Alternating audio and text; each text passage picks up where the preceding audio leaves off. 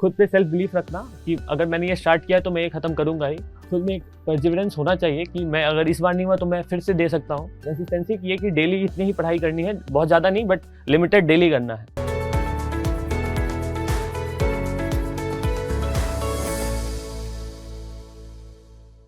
Hello guys, so I welcome you all in this wonderful episode of Byju's Exam Prep Spotlight. So as you know, this is a show where we are coming up with the toppers of GATE and ESE exams, and we are asking the questions from their journey and the guidance for the upcoming aspirants so that you can learn from their journey and implement the things they have done in their journey into your journey so that you also become the toppers and successful in the upcoming exams. So guys, today we have special guest with us. He is Ayush and he got AIR 68 in Mechanical GATE 23 exam. He also qualified the prelims and mains of engineering services last year.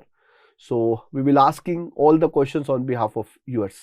So first of all, congratulations Ayush. Thank you sir. Yes. So Ayush, first of all I would like कि आप थोड़ा सा students को अपने educational background के बारे में बताएं so that they get to know about you. So myself Ayush, I belong to Darbhanga, Bihar. I have done my BTech from MNIT Allahabad in 2022 from mechanical engineering. Then I have given GATE this year and I have secured AI 68 in GATE 2023 mechanical. And so last year I have also given GATE, but sir last year इतनी अच्छी rank नहीं थी, 1600 rank आई थी। Okay, I feel 1600 is also not bad क्योंकि उसमें भी I feel NIT IIT तक you can go for, so that's really great.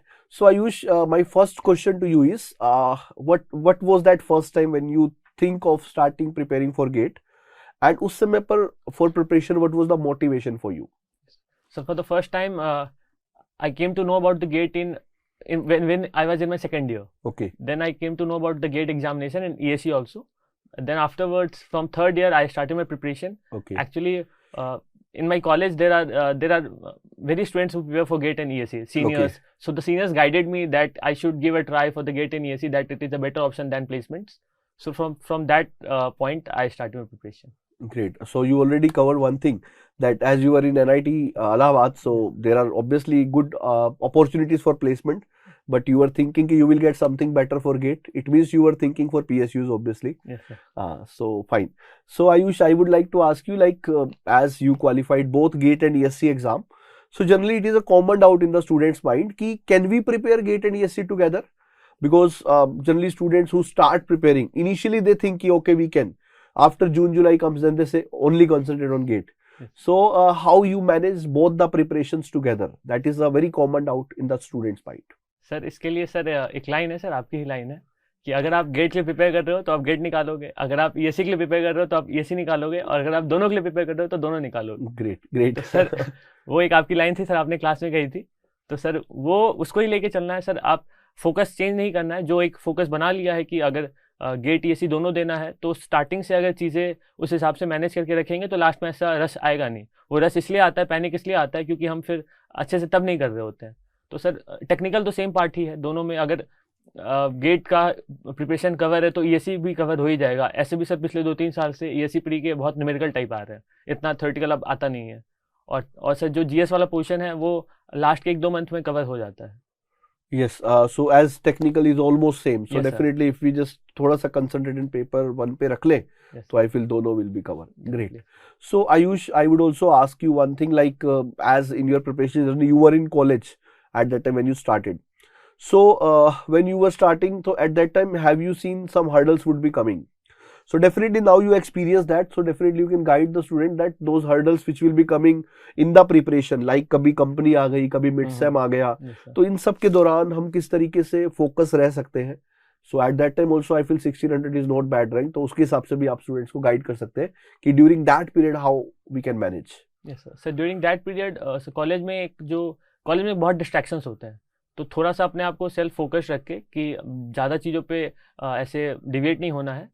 Sir definite जो 2-3 चीज़ सर, सबसे पहले तो एक बच्चे डिस्ट्रैक्ट हो जाते हैं इंटर्नशिप्स के में, थर्ड ईयर के बाद इंटर्नशिप्स, देन प्लेसमेंट्स, तो वो एक चीज़ है, और जो पेपर आते हैं बीच में वो एक चीज़ है। तो अगर गेट का प्रिपरेशन अच्छा चल रहा है शुरू से ही, तो आई फील लाइक सर कुछ सब्जेक्ट्स जो कॉमन होते हैं गेट के और कॉलेज के, उसमें आपको डर नहीं लगेगा। कॉलेज में इतने मार्क्स आ जाएंगे, अच्छे मार्क्स आ जाएंगे, अगर वो कवर है थोड़ा बहुत और एक रात पढ़ के, तो वो एक सर वो पार्ट हो जाएगा। जो एक्स्ट्रा सब्जेक्ट्स होते हैं वो थोड़ा सा करना पड़ेगा। तो अगर प्रिपरेशन स्टार्टिंग से ही अच्छी चल रही है तो जो पेपर का 1-2 हफ्ता होता है, 1 हफ्ता होता है, बस उसमें थोड़ा प्रिपरेशन को ब्रेक देना पड़ेगा और बाकी ऐसे बहुत दिक्कत नहीं आएगी। और सर प्लेसमेंट्स के लिए जो मेरी कोई अलग से कभी मैंने प्लेसमेंट्स के लिए अलग से कभी कुछ किया ही नहीं। जो मेरा गेट का प्रिपरेशन था उससे ही मेरा प्लेसमेंट का जो टेस्ट था वो निकल गया था। And you also, I feel, got placement also from the college. Yes sir, I was placed in sir Reliance Industries. Okay. And sir it was the first company I have applied for and was selected in my first company. That's great. So guys, I feel from this you must have an idea कि like if you are preparing for GATE, then qualifying the exam given by the companies और जो भी campus placement है, that is also becoming easy for you. But I feel it was a very big motivation कि after having that job you have not gone there and you prepared again for the engineering services and all. So that's really great and inspiring for the students. So I would also like to ask कि when you are preparing, obviously previous year's GATE question, these are the things which generally every student is getting confused कि कितने सालों के करने हैं और कितनी बार करने हैं, ये सारी चीजें भी स्टूडेंट्स के माइंड में आती है. So what do you feel the importance of PYQs in the exam? So PYQ plays a very important role in the preparation journey. So basically PYQ से एक कॉन्फिडेंस मिलता है कि अगर ये क्वेश्चन मेरे से सॉल्व हो रहे हैं तो आगे वाले भी हो जाएंगे. वो गेट के ही क्वेश्चन है तो आगे वाले गेट के क्वेश्चन भी मेरे से सॉल्व हो जाएंगे. तो वो एक काइंड ऑफ, और सर जब हम कोई सब्जेक्ट का एक प्रीवियस ईयर कर लेते हैं तो एक अंदर से सर जो मेरा मानना है स्टेट ऑफ माइंड हमेशा कॉन्फिडेंट होना चाहिए. तो जैसे मैंने सोम का अगर प्रीवियस ईयर कर लिया तो ऐसे अंदर से फील आता है अब सोम के क्वेश्चन जो आएंगे वो मैं कर ले जाऊंगा. भले ही पेपर में क्वेश्चन टफ आ जाए बट अंदर से फील आएगा क्यों नहीं हो सकता है, तो एक बार ट्राई जरूर देंगे तो वो एक डर नहीं लगेगा. पेपर में डरना इज लाइक सर फिर गया तो जो डर गया समझो मर गया. Yes great.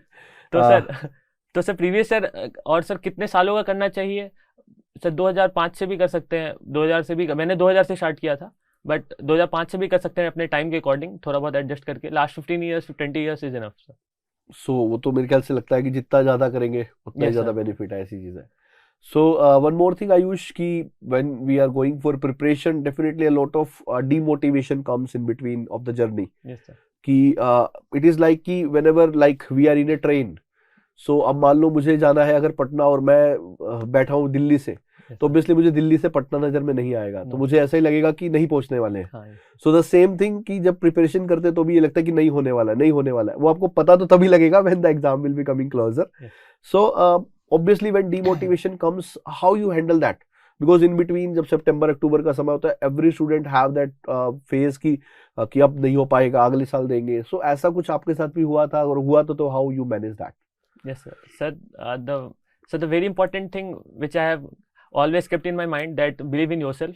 If you are not believing in yourself then no one can do anything. तो सर खुद पे एक विश्वास रखना और सर साथ में जिस कोचिंग को आपने लिया है उस पर पूरा समर्पण दे देना. जैसे गुरु समर्पण कहते हैं कि अब वो जो पढ़ाएंगे हम उससे हो जाएगा. पहले सारे रिसर्च कर लो कि ये कोचिंग अच्छा है कि नहीं. एक बार जब फाइनल रिसर्च हो गया है तो उस कोचिंग में आपने ज्वाइन कर लिया है तो देन उसके भरोसे छोड़ दो कि सिलेबस तो आप वो कराएंगे उनके साथ साथ चलना है बस. तो सर फिर उससे डिस्ट्रैक्शन नहीं आएगा कि मेरा ये सब्जेक्ट कैसे होगा वो कैसे होगा. अब वो पार्ट मैंने सर आपके ऊपर छोड़ दिया कि अब आप लोग कराओगे. तो सर मेरा खुद का बस पॉइंट रहता है कि मुझे बस उनके साथ चलना है.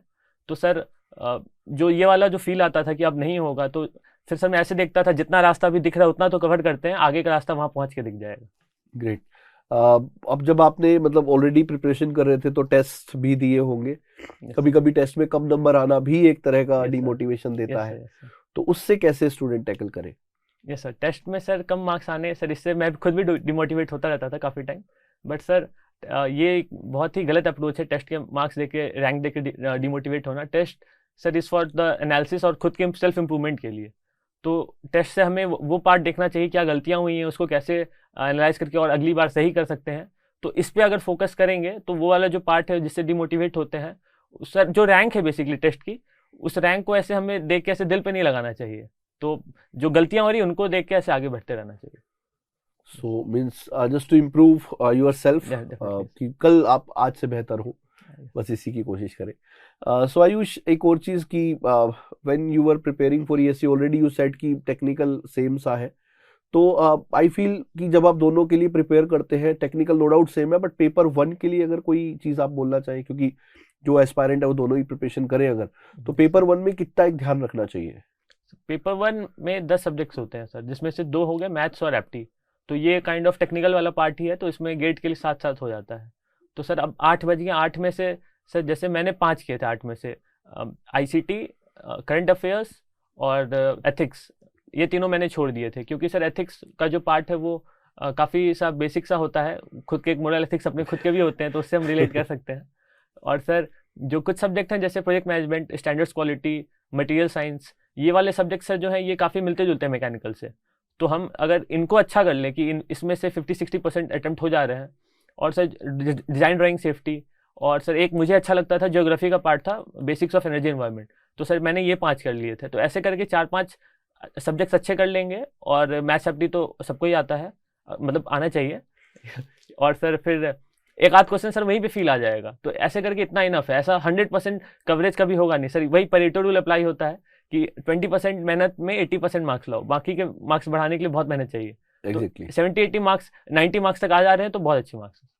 And what is the role of textbooks in the preparation journey? क्योंकि टेक्स्ट बुक का भी बहुत स्टूडेंट को रहता है कि कितनी पढ़े, कितना पढ़े, क्योंकि obviously textbook are a vast thing to follow. तो for that any suggestions? Textbook के लिए सर जो अर्ली स्टूडेंट्स हैं जो अभी कॉलेज में, उनको मैं सजेस्ट कर सकता हूँ कि जब आप अपने सेकेंड ईयर में हो, तो जब कॉलेज के लिए जब आप पढ़ाई कर रहे हो, तो वहाँ पे टेक्स्ट बुक्स फॉलो कर लो, क्योंकि एक बार जब आप प्रिपरेशन, सर एक जर्नी है जो जल्दी ख़त्म हो जाए ज़्यादा बेहतर, तो वहाँ पे ऐसे टेक्स्ट बुक नहीं खोल सकते। तो आपने जब प्रिपरेशन स्टार्ट कर दिया तो टेक्स्ट बुक खोलना एक बहुत ही टफ काम हो जाएगा। तो आप जब अपनी जर्नी स्टार्ट कर रहे हो प्रिपरेशन की, उससे पहले वाले जो पहले बेस अपना जो बना रहे हैं, वहाँ पे अगर कॉलेज के एग्जाम्स के लिए, जैसे मैंने सर सेकेंड ईयर में सोम के लिए टिमोशेंको पढ़ी थी अच्छे से, और हीट ट्रांसफर के लिए सर फ्रैंक इनकॉर्पोरेट बुक आती है, वो सब मैंने उस टाइम पे पढ़ा था, तो वो बाद में मेरे को हल्का हल्का हेल्प कर ही रहा था।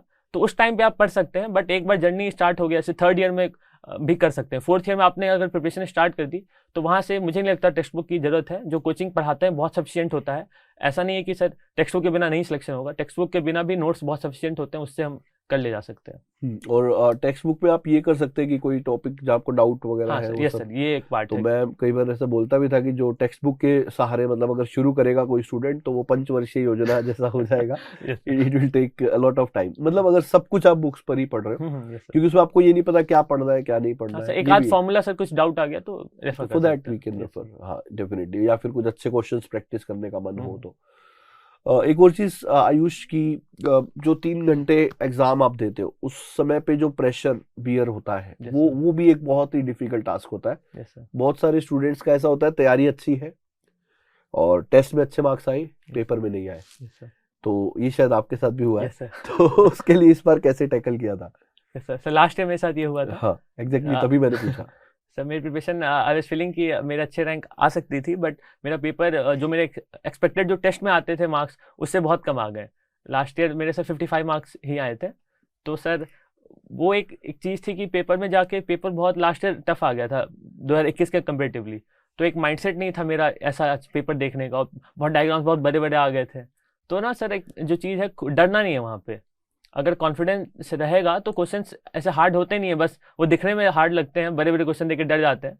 तो सर जो वही है सर, डर गया तो मर गया, डरना नहीं है सर, कॉन्फिडेंट रहना है। और एक अपनी स्ट्रेटजी जो अपने टेस्ट सीरीज में बनाई है कि मुझे ऐसे स्टार्टिंग के पहले क्वेश्चंस कर लेने हैं, या फिर 3 राउंड में करना है या 2 राउंड में करना है, जो भी स्ट्रेटजी टेस्ट सीरीज के थ्रू, टेस्ट सीरीज के दौरान हम बनाते हैं, उस पर बस अडिग रहना है सर, उस पर एकदम फॉलो करना है अपनी जो स्ट्रेटजी बनाई है। पेपर में जाके ऐसा कुछ एक्सपेरिमेंट नहीं करना है। तो आई थिंक उस पर रहने से वो एक प्रेशर जो है नहीं आएगा, अपने आप पे बिलीव रखना है बेसिकली। जो मैंने स्ट्रेटजी बनाई थी वो परफेक्ट है, वो परफेक्ट नहीं भी है तो आज तो यही परफेक्ट है, अब जो भी है। अब उस समय पे चेंज करना is not the right time. So Ayush, one more thing कि as you are our classroom student also, so how you feel कि जो बायजूस एग्जाम प्रेप का जो एक प्रिपरेशन जर्नी में जो आपका हेल्प था, कि वो कैसे एक स्टूडेंट को मतलब हेल्प कर सकता है? What were the things you followed?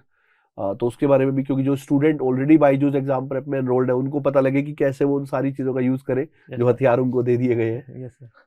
Sir जो बायजूस एग्जाम प्रेप में एक जो है, एक तो लाइव क्लासेस हैं, और लाइव क्लासेस के बाद हम रिकॉर्डेड भी देख सकते हैं अगर क्लास मिस हो गया तो सर पहले तो मैं एक चीज़ ये सजेस्ट करना चाहूँगा कि क्लासेस लाइव ही करनी चाहिए, क्योंकि लाइव जब मिल रहा है तो लाइव करो, रिकॉर्डेड के लिए तो फिर अलग ही रिकॉर्डेड ले लो।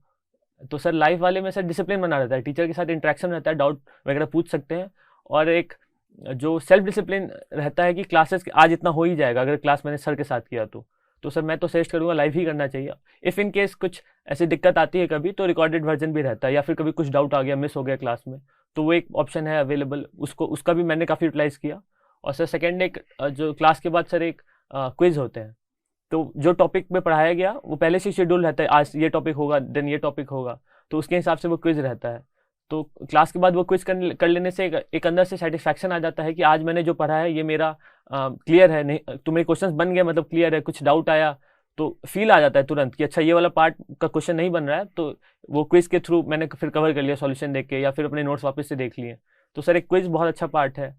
और सर फिर टेस्ट सीरीज़ होते हैं, काफ़ी सब्जेक्ट वाइज होते रहते हैं थोड़े थोड़े टाइम पे, तो टेस्ट सीरीज़ भी साथ में लगा लेगा, जो सब्जेक्ट क्लियर कवर हुए उसके बाद वो टेस्ट सीरीज़ लगा लिया। तो ऐसे करके काफ़ी सारे ऑप्शंस होते हैं। और सर एक और चीज़ सर ऐप पे था, जो प्रीवियस ईयर के पेपर होते हैं वो एज अ टेस्ट फॉर्मेट हम दे सकते हैं, तो उससे एक ये कॉन्फिडेंस आता है कि लास्ट ईयर के पेपर है, अगर वो मैं 3 घंटे में सॉल्व कर पा रहा हूँ, मेरे इतने मार्क्स आ रहे हैं, तो इस साल का भी कर ले जाऊँगा।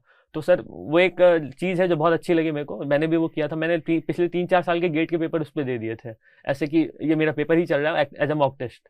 तो सर वो एक काफ़ी सही चीज़। तो आयुष, लास्ट में मैं आपसे ये पूछना चाहूँगा कि अगर कुछ टिप्स हो जो आप स्टूडेंट्स को देना चाहें, जो कि इस साल प्रिपेयर करेंगे या आगे प्रिपेयर करेंगे, और they are just starting their journey, कि वो शुरू से ही उन चीज़ों को लेके चले, ताकि जो आपने करके सीखा वो पहले ही सीख जाए, ताकि वो सेम टाइम पे they are able to do that, तो उनको एक बहुत बेनिफिट होगा। So any tips you want to give to the students? Yes sir. Sir जो एक मेजर टिप है कि खुद पे सेल्फ बिलीफ रखना, कि अगर मैंने ये स्टार्ट किया तो मैं ये ख़त्म करूँगा ही। और सर गेट एक ऐसा पेपर है जो एक बार में हो सकता है क्लियर ना हो, तो एक खुद में एक परसिवरेंस होना चाहिए कि मैं अगर इस बार नहीं हुआ तो मैं फिर से दे सकता हूँ।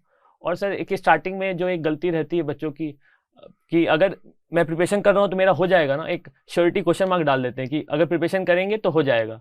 ऐसा नहीं होता है, आप प्रिपरेशन कीजिए, होना नहीं होना तो तब आप पहले मतलब वही ऐसा कर्म करो, बाद में फल की चिंता मत करो। तो एक सेल्फ बिलीफ रखो, और फिर कंसिस्टेंसी चाहिए और परसिवरेंस चाहिए। कंसिस्टेंसी की है कि डेली इतनी ही पढ़ाई करनी है, बहुत ज़्यादा नहीं बट लिमिटेड डेली करना है। और परसिवरेंस ये चाहिए कि अगर इस साल नहीं हुआ तो मैं रेडी हूँ नेक्स्ट ईयर देने के लिए, मैंने प्रिपरेशन इतनी की है, खुद पे बिलीफ है, अगर इस बार नहीं हुआ तो अगले साल हो जाएगा। और एक डिसिप्लिन जो हमेशा नेसेसरी है, जो क्लासेस के साथ भी आते हैं, लाइव क्लासेस हम कर रहे हैं उसके साथ डिसिप्लिन आ रहा है। और खुद में डिसिप्लिन रखना कि आज के क्लासेस मुझे करना है, क्योंकि घर पे हम है, कोई बोलने वाला नहीं है। तो सर ये बेसिक 2-3 चीज़ें अगर हैं तो एस्पिरेंट्स सर ले जाएगा। मुझे लगता है कि अगर लाइव क्लास करते हैं तो वो ऑफलाइन वाली फील आप ले सकते हो। Definitely sir. हाँ, मुझे याद है आप रेगुलरली आते भी थे, तो तो आई फील हमारा काफी लंबा सफर रहा था। I feel SOM, TOM, MD, production, industrial, these are the subject I handled for your batch. तो उसमें अगर आपको कोई यादगार पल कुछ ऐसा हो क्लासेस का? Yes sir. जैसे सर सोम आपने सबसे पहले पढ़ाया था, तो उसमें आप सर क्वेश्चंस के बीच में इंटरव्यू क्वेश्चंस कराते थे, तो वो काफ़ी अच्छा लगता था। ऐसे मैंने उसको नोट भी कर लिया था ऐसे बहुत। तो सर जैसे अब मैं इंटरव्यूज़ दे रहा हूँ तो मुझे वो वहाँ पे भी हेल्प आते हैं, काफ़ी सारे क्वेश्चंस होते हैं। जैसे सर एक क्वेश्चन था, मुझे याद है सर, हमें प्रिंसिपल वो निकालने थे सर, प्रिंसिपल स्ट्रेसेस निकालने थे, तो उसके आप 3 मेथड पूछ रहे थे। तो 2 मेथड तो पता ही होते हैं लोगों को, एक सर तीसरा मेथड था वो आपने बताया था, एग्जैक्टली आइगन वैल्यू वाला। Yes sir. तो ऐसे करके ये चीज़ें इंटरव्यू में भी हेल्प होती हैं और क्लासेस काफ़ी इंटरेस्टिंग भी हो जाती हैं बीच बीच में। तो ये सर बहुत अच्छा लगा। So all the best Ayush for your future. So guys, I feel you have learned a lot from this interview, because in this I tried to ask all the genuine doubts which generally students are having in their mind. Still, if you want to ask any other doubts, definitely we can help you for that, and you can comment that in the comment section. And for such more sessions, just stay tuned with us and subscribe the channel if you have not done yet.